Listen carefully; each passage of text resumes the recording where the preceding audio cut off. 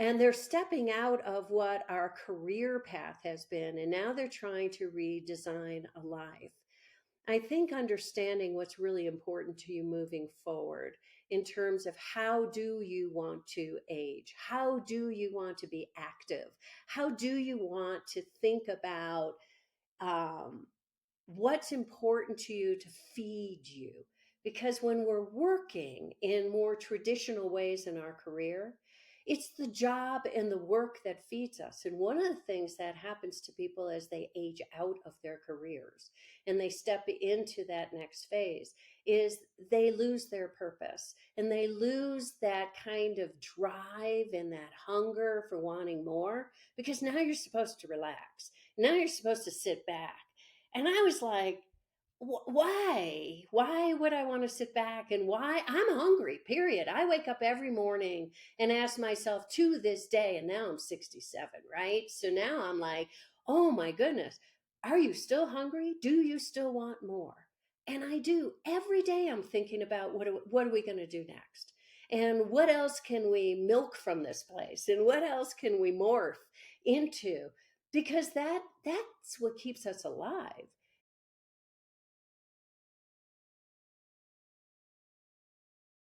Sydney, welcome to the Book Thinkers Life Changing Books podcast. We are excited to get to know more about you and discuss your new book, Finding Your Next.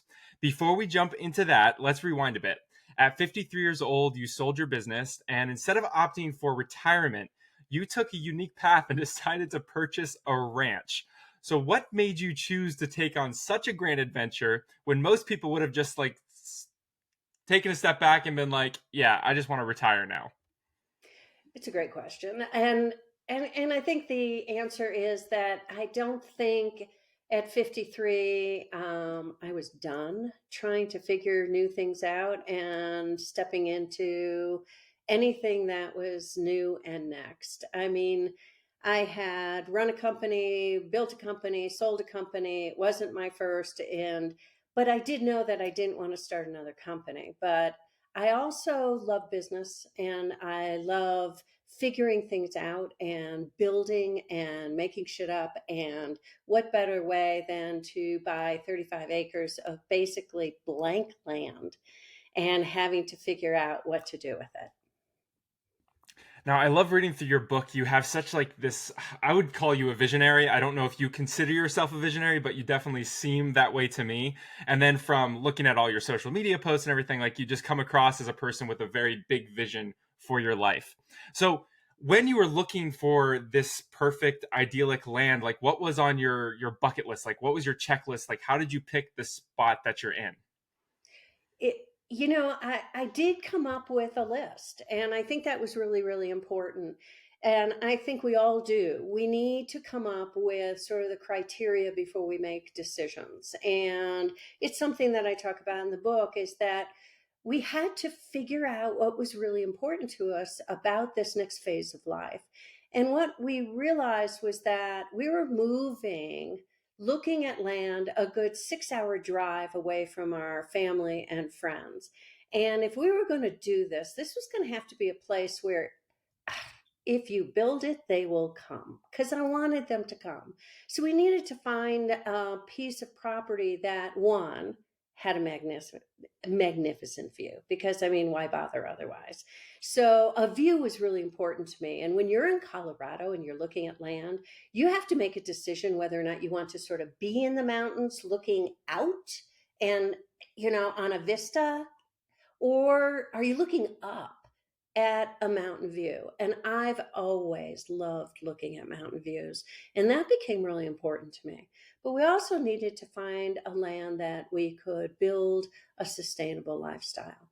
So needed something that was going to be able to sort of expand and contract to, whether or not it was just my partner Matthew and I, or we were going to have a bunch of people here. So we knew we needed a piece of land that we could grow into and that could really sustain a lifestyle that, as we grew and aged and explored and adventured, could really grow with us. And this property really did that for us. There's a funny meme that I'll get every once in a while on social media because I'm in the Massachusetts area. And when you walk out of a Walmart or a Target, there's no view. But in somewhere like Colorado, you walk out of a Walmart or a Target and you look at those mountains and you're just blown away. It's like you're walking out into a piece of art. So here's my question. Why do you think so many successful executive types end up, I don't know if reverting back to the simple things is the right way to phrase it, but it feels like the next is, hey, I want to be away from all the busyness and the burnout, and I want to get back to the simpler things in life. Why do you think that is? That's a really interesting point. And maybe it's because when you run companies, you're really, really responsible for more than just what the business does. You're responsible for so many lives. You're responsible for all the stakeholders that are associated with the business. And for me, running a business we had a service business, first of all. So it was really about taking care of our constituents, who are our clients, employees, because we sold to businesses. But I took the lives of my employees very seriously. Everybody who worked for us was a big lift for me and a big responsibility. And I did it for well over 20 years. And there's so many moving parts, there's so many complexities, there's so many levels to being in sort of corporate America and running that kind of business that I think there is something to getting out on the other side and then having the resources to be able to make some different choices.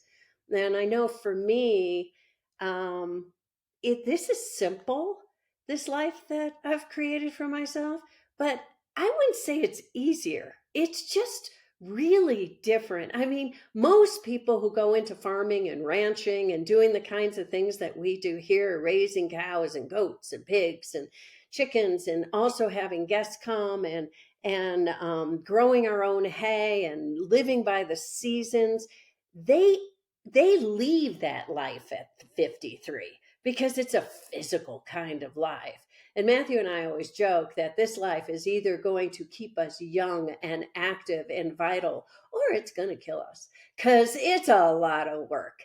And I'm pretty sure it's going to keep us young and vital, but there's a lot to it. It's just really different. I'm always super impressed the going through your social media and like seeing all the travels you're doing and everything that you're keeping up with. Like I literally told my wife, I was like, this is the kind of energy I want to have as I age. Like this is exactly what I want to be. Like that whole life being on a ranch in Colorado is just so, I guess, idyllic for me and my like dreams and everything else. So it's like I look at you and it's just such an inspiration. And I love the idea that it keeps you young because I think so many people when they get to a certain age, they kind of, I don't know, take a back seat to themselves and start to give up, and then you can see them age. But I don't think it's a result actually of like normal aging. I think it's like a result of them just stopping and not doing things. Like they sit in front of the TV and they live kind of a boring life. So what's your advice for those people that are maybe in this transition in life and they're trying to figure out what is next? What are they going to do next? And your whole book is about that change. So maybe give us a little, I don't know, just a little brief summary of what that process is. No, I appreciate the opportunity to do that. I think having gone through this kind of a change at the phase in life that I was at is gave me a little bit different insight because I was looking for something really different. I was looking for that next, and it was more of a next phase. And I think a next can be small, it could be a next step, but when it's a next phase in your life, I think for especially people who are at the latter parts of their career, maybe thinking about retirement, maybe thinking about, what's next in this like next 20, 30-year span. And they're stepping out of what our career path has been, and now they're trying to redesign a life. I think understanding what's really important to you moving forward in terms of how do you want to age? How do you want to be active? How do you want to think about um, what's important to you to feed you? Because when we're working in more traditional ways in our career, it's the job and the work that feeds us. And one of the things that happens to people as they age out of their careers and they step into that next phase is they lose their purpose and they lose that kind of drive and that hunger for wanting more, because now you're supposed to relax. Now you're supposed to sit back.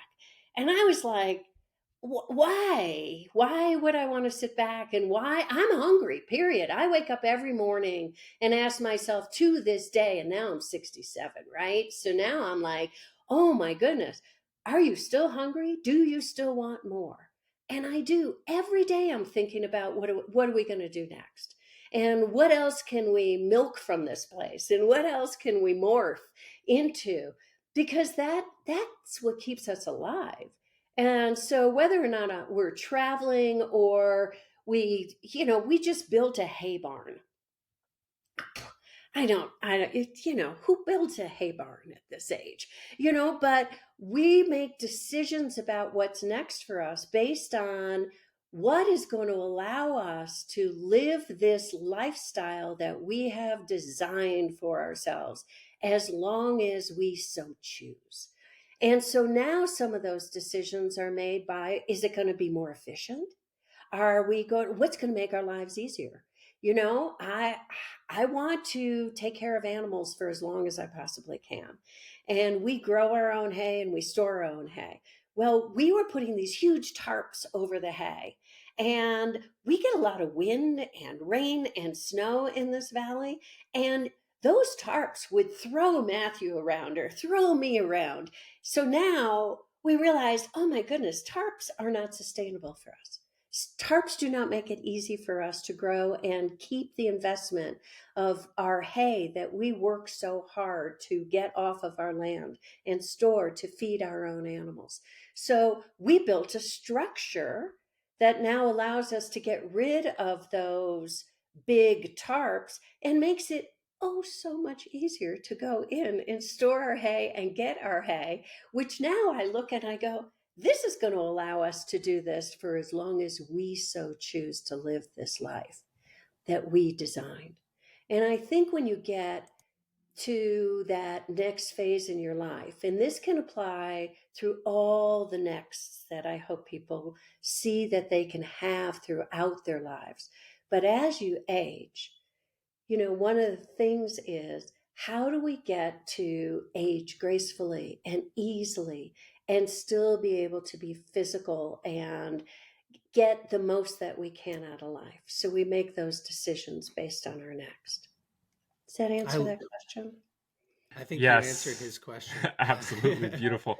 I have a bunch of follow-ups, but Nick, you go. Lifestyle design is such an important concept. And Sydney, I read your book, Cindy. I read your book all the way back in October, and one of the things I remember resonating with is this idea that just like you, I always have been satisfied. Like I live an amazing life, but what fuels my fire is not getting into alignment. It's continuously exploring new frontiers and trying new things out. So I'm just like you in that way, but I think that most people listening to this podcast are not aligned, like in the present moment. They don't enjoy what they're doing, and they're looking for somebody to Yeah. give them the courage to take that next step. And maybe that is a different phase of life, a different job, a different career path, something like that. So what do you say to somebody during coaching or your immersions where uh, they're looking to make a big leap, but they're just scared? They don't know if it's time to jump or not. I think most of us facing change, which is really the code for a next, it's a change, is that we listen to those voices in our heads, and we listen to the fears of what that unknown or that fear of failure might be. And those sometimes block us from doing what we know we should do to make a change, to make things better. So there's two concepts here. One is when you recognize that things are not aligned, that things are not going as well as I want them to go for my life. To first of all, acknowledge that that's okay, that we grow, we evolve, and things change naturally. And what may have worked before may not be working now because, one, you may have grown out of what you're doing. Or the organization and the job and the work you're doing, maybe it's evolved in a different direction, which no longer aligns with you. So, first, recognizing it for what it is and just accepting it's okay that we're allowed to make changes and things might evolve beyond us or around us, and it's just okay. Two, things that block us, like the fear of the unknown. It's hard to move to something when you don't know what's next. It's hard to move beyond what you know already, and it's nice and comfy cozy, and we're willing to settle for what we've got because, hey, it's something that we know, and what we don't know is often scary. Well, that is an indication that you need more information to be able to make a change. And that's all that is. So, usually we get fearful of the unknown when we don't have enough information and we haven't actually gone out and found what we need to fill in the blanks to make it more known versus unknown. So, if we live in the unknown, we're going to live in fear. If we go out and we explore the possibilities, we gather more information. We explore whether or not there are other options for us.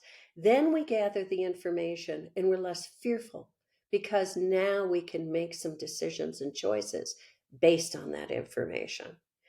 Then we have to get past the, well, what if I fail? Which I think is a four-letter word, by the way, that, I'll swear till the day is done, but I don't like the word fail because I think if we buy into the concept of failure, then we also buy into the concept that we don't learn. And I believe we all learn. If we're willing to learn, then how do you fail? How do you fail? You just learn more and you gather more information. Then you make different choices and different decisions. So I think sometimes we just have to get away from the things that block us naturally and accept that we get to make a choice and look at change as more of an opportunity rather than something that's really daunting and scary and fearful. I love this story that I heard on another podcast about, you talked about, I believe the goat's name was Bella. Could be wrong about that, but the C-section, do you mind?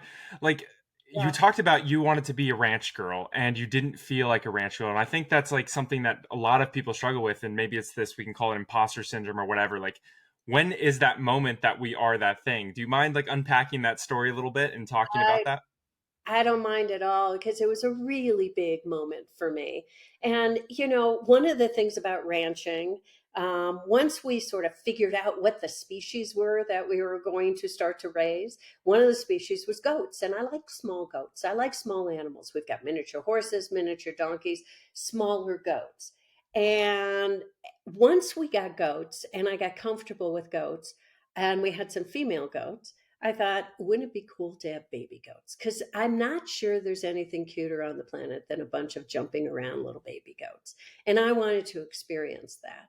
So we went out and found a male goat to impregnate our females. And 5 months and 30 days later, or whatever it was, we start birthing goats.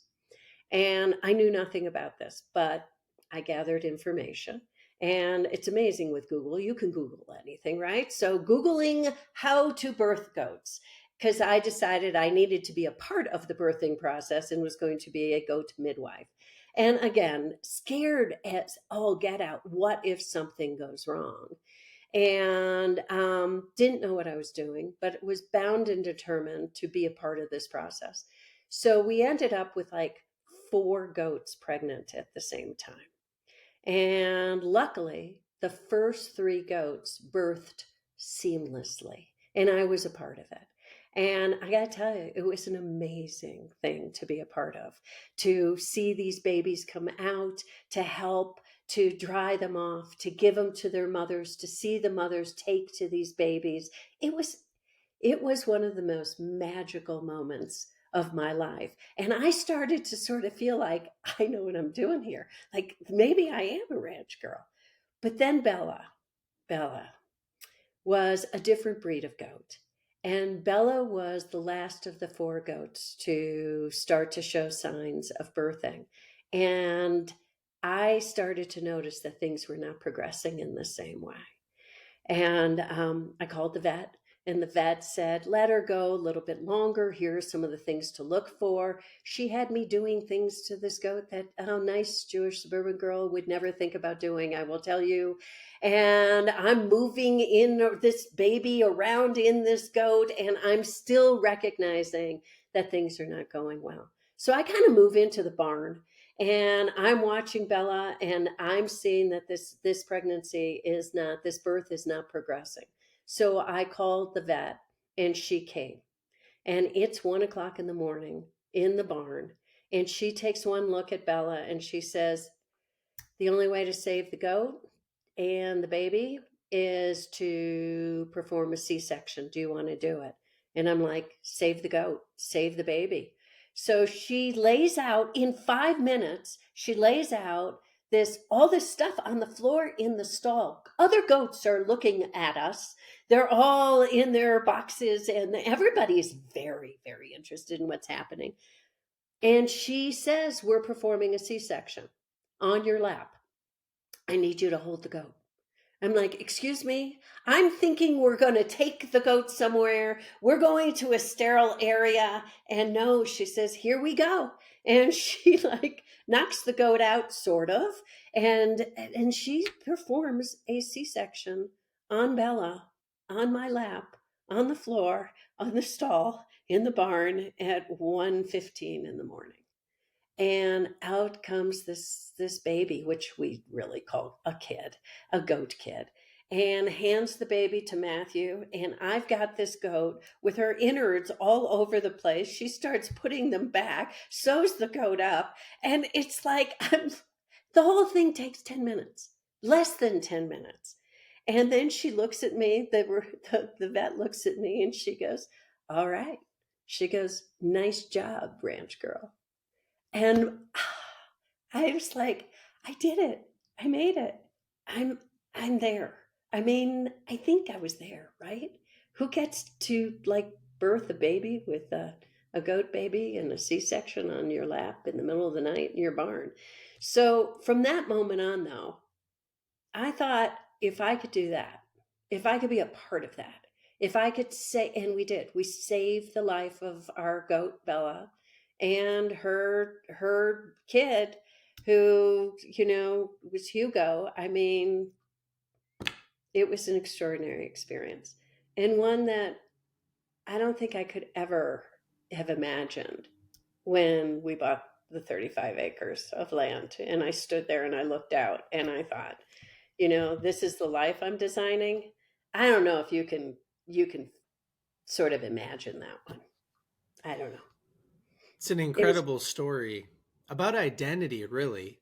I mean, you stepped into a new identity, somebody else gave you the language, they sort of certify that they see you through that new identity of ranch girl. And maybe the next title, the title of your next book could be Goat Midwife or something like that. I definitely am a goat midwife. I think I've been certified by someone somewhere. I don't know if there's a certification.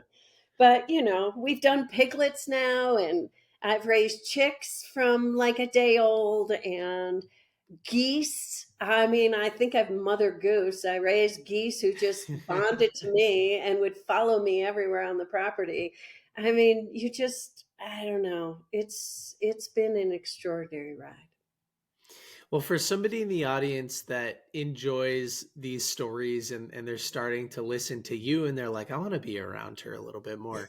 Could you tell everybody like what ranch opportunities you have, what coaching opportunities you have, and some of the other things that you're working on professionally outside of managing the ranch?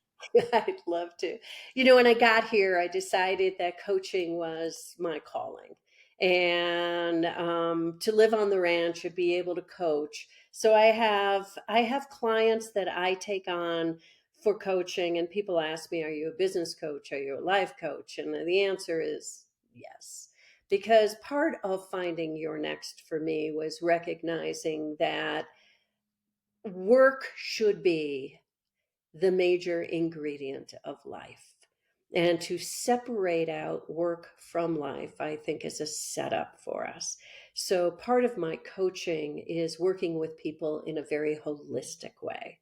And so I love doing business coaching. I work with everybody from the top C suite all the way down to whoever, any kind of managers and learning leadership skills and building businesses. I love all of that in terms of being the business coach that I am.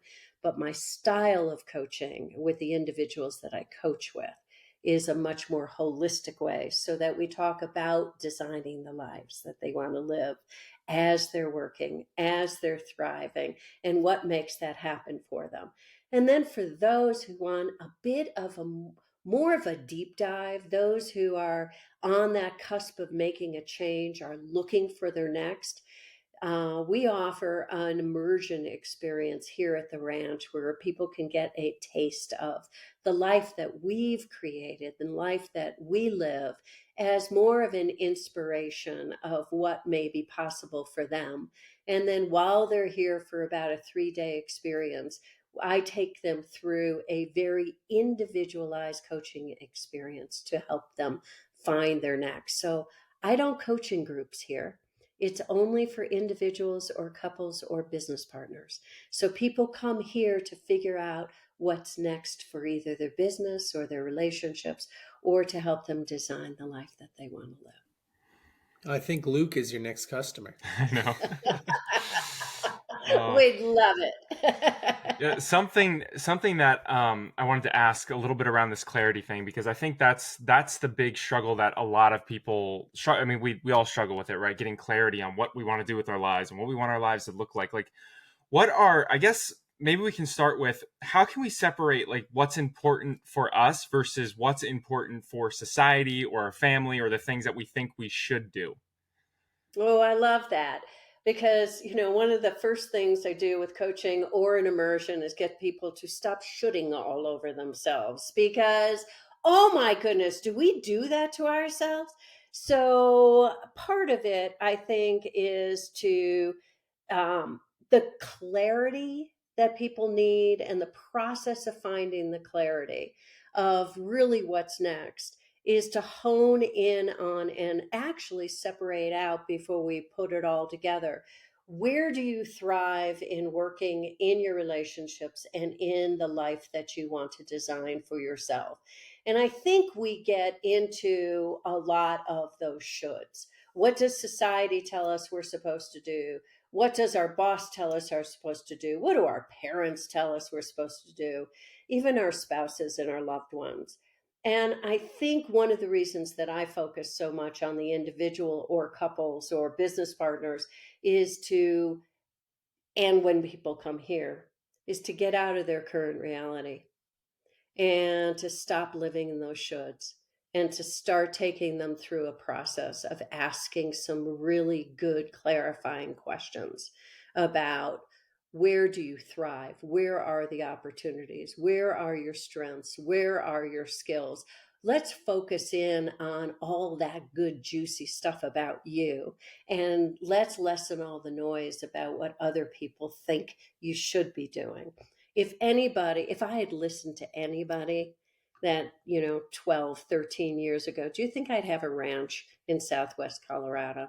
Because everybody was telling me to build another business. Everybody was telling me to look for the next opportunity. You're a serial entrepreneur. You should. You should. You were so successful. You should. And I was like, wait, what about me? Where am I going to thrive? What should I be doing is what I need to be doing to design that life for myself. And I need to get clear on that. And sometimes we just need to shut out those voices because they're figuring it out from their perspective, looking at you.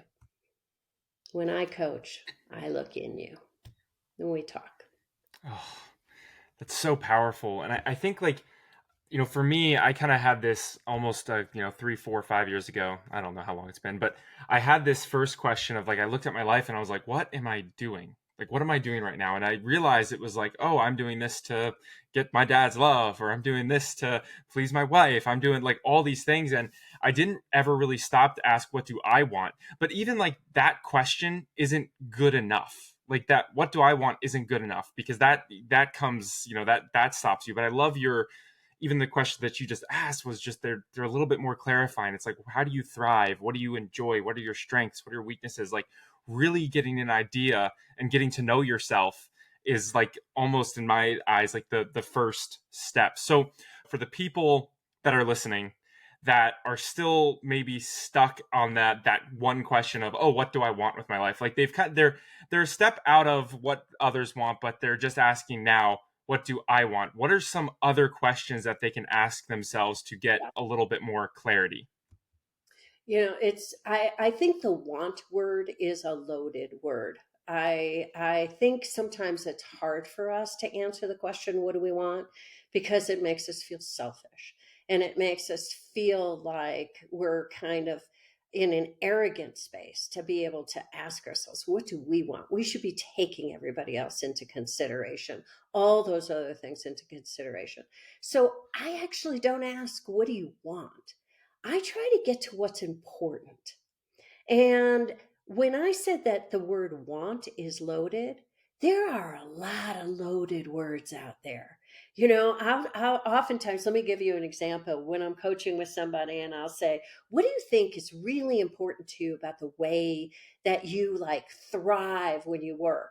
And oftentimes, sometimes I'll hear somebody say, well, I want freedom. And I'm like, whoa, that's a loaded word. What does freedom mean? Well, freedom means flexibility, or freedom means autonomy, or freedom means.